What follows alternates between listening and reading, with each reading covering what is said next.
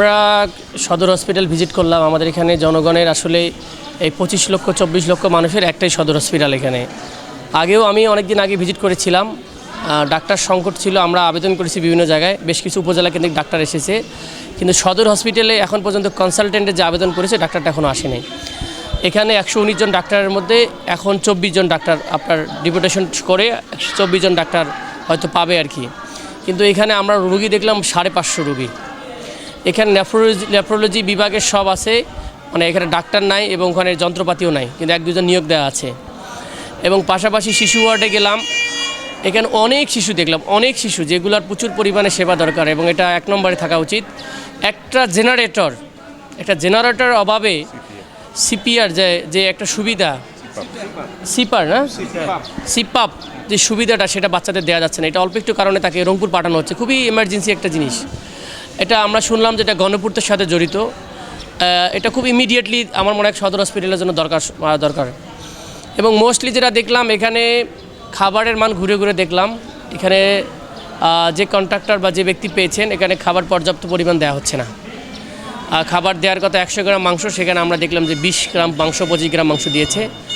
আমরা খাবারের রুম দেখলাম, খাবার রুমে অপরিষ্কার এবং ঢাকা নাই, খুবই আনক্লিন অবস্থা দেখলাম।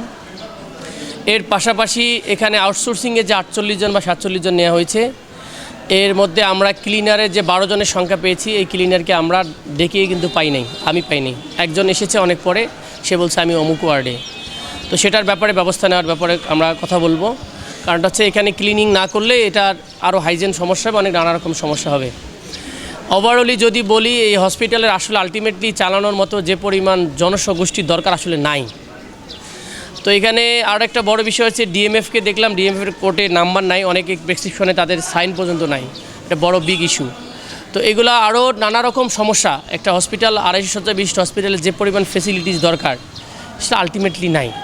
এবং সবচেয়ে ওয়ান অফ দ্য বড় বিষয়, দালাল নাকি খুব ভরে গেছে। এটার কারণে এখানে ভর্তি থেকে বাইরে নিয়ে যায় জোর করে কি করে। তো সেগুলোর ব্যাপারে আমরা আলোচনা করব, আমাদের সামনে মিটিং আছে এবং আমরা অলরেডি আমাদের আইনশৃঙ্খলা মিটিংয়েও আমরা এই বিষয়গুলোকে জেলার সমন্বয় কমিটিতে আলোচনা করেছি। এই দালাল চক্রকে আমাদের রহিত করতে হবে এবং ডাক্তারদের সিকিউরিটি নিশ্চিত করতে হবে, রুগীদেরও সিকিউরিটি নিশ্চিত করতে হবে। আর একটা বিষয় আমি উল্লেখ করতে চাই, আশা করি আমার বিষয়টা মাননীয় মন্ত্রীরা দেখবেন। ওনারা নার্সিং ডিপার্টমেন্টটাকে এখানে ডক্টরস ডিপার্টমেন্ট থেকে আলাদা করার কারণে অনেক নার্সও আমরা খারাপ দেখতে পাই, সবাই না, অল্প কিছু সংখ্যক যারা দেখা গেছে যে তাদের পদোন্নতি, যেহেতু নার্স আলাদা ডিপার্টমেন্ট হওয়ার কারণে দীর্ঘদিন থাকার কারণে ওনাদের ঔদ্ধত্যপূর্ণ আচরণ আমরা দেখতে পেরেছি। তো সেই বিষয়টাকে কিভাবে ম্যানেজমেন্টে আনা যায় আমরা চিন্তা করেছি। আমরা আস্তে আস্তে সামনের দিনে কথা বলবো, আমরা নিয়মিত ভিজিট করব, অসঙ্গতিগুলো নিয়ে কাজ করব এবং আমরা অনেকগুলো নতুন নতুন উদ্যোগের প্ল্যান করতেছি কিভাবে এই হসপিটালে বেসিক্যালি ডাক্তার সংকটটা অনেক বড় সংকট, পাশাপাশি লজিস্টিকও কিন্তু অনেক বেশি ঘাটতি রয়েছে। আমরা শুনতে পাইলাম যে ঠাকুরগাঁতে 180 জন আউটসোর্সিংয়ের লোক আছে, ঠিক আমার এখানে 47 জন। তাহলে আমাদের সদর হসপিটালের জন্য কেন কম, সেই ব্যাপারে আমরা উপরে কথা বলবো, চেষ্টা করব। সামষ্টিকভাবে আমাদের সবাই নিজ নিজ দায়িত্ব পালন করতে হবে। যে ডাক্তার আছেন তারা যদি যথাযথ সময় দেন, আশা করি সমস্যাগুলো কেটে যাবে, একটু সময় লাগবে। বাট আলটিমেটলি হসপিটালের খুব ভালো সুবিধা নাই আমাদের হসপিটাল। এই হসপিটাল নিয়ে অনেক কাজ করার বিষয় আছে, আমরা ইনশাল্লাহ আস্তে আস্তে গ্র্যাজুয়ালি সেটা দেখার চেষ্টা করব। এবং আমি এখানে আমাদের সম্মানিত তত্ত্বাবধায়ক আছেন, আমাদের সিভিল সার্জন আছেন, আমি রিকোয়েস্ট করব কোনোভাবেই কোনো পলিটিক্যাল শক্তি আর নন পলিটিক্যাল শক্তির কাছে মাথা নত করা যাবে না। কারণ আমার অঞ্চলের মানুষ খুবই গরিব, চিকিৎসা প্রাপ্ত তাদের একটা অধিকার, এটার নিশ্চয়তার জন্য আমরা সবাইকে কমিটমেন্ট দিয়েছি যে হসপিটাল ঠিক করব, এই হসপিটালকে অবশ্যই ঠিক রাখতে হবে। এটা আমার কথা। আমি র্যান্ডমলি আসবো, আমি